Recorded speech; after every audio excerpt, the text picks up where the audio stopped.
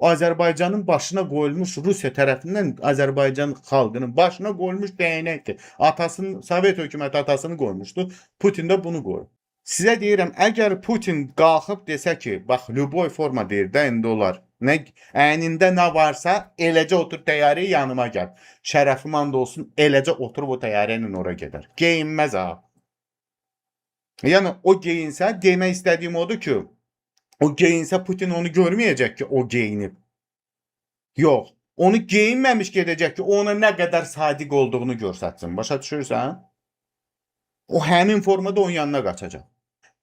Çıxartsınlar Azərbaycanda bu dəqiqə Müdafiə Nazirliyinin sənədlərini, Daxili İşlər Nazirliyinin sənədlərini, bir də bank sistemidir. Bu üçünün sənədlərini mənə göstərsinlər ki, Azərbaycan dilində gedir və yaxud da İngilis Azərbaycan dilində gedir.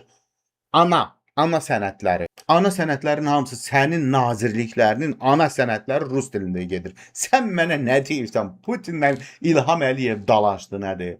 Bu nə söhbətdir? Bu nə danışıqdır? Sən bilirsənmi nədən danışırsan?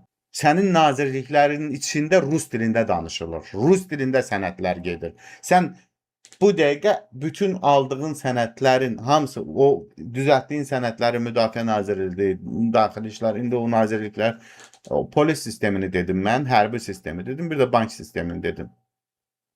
Mərkəzi bank. Gətirin qoyun da, qoyun bir sənəd qoyun ki, baxın Azərbaycan dilindədir. Qoya bilmərsiniz, çünki rus dilindədir, çünki mən bilirəm.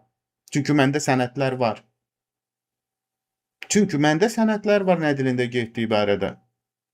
Çünki mən bilirəm ki, hər ilin axırında kimlər, hara, nə, hansı, nə Azərbaycandakı illik hesabatı hara göndərir. Sənin ölkənin prezidenti illik hesabat göndərir Moskvaya. Sən nə danışırsan? İlham Əliyevlə Putin, nə bilim, nə var arasında falan. Bunu müxalifətçi də desə, bu sən aldadır. İnanmayın elə şeylərə. Putinlə İlham Əliyevin arasında heç bir şey ola bilməz. Bunu yaradırlar sənin başqaları üçün. Dünya görsədilər, baxın biz aramızda dalaşırıq falan. Baxın buradan deyirəm. 1-2 il keçsin. Mən bunu ağıllı olduğum üçün demirəm. Nə də öngörücü deyiləm. Mən ekstrasens falan deyiləm. Elə şeylərə də inanmıram. Mən normal insanım. Rasional düşünürəm.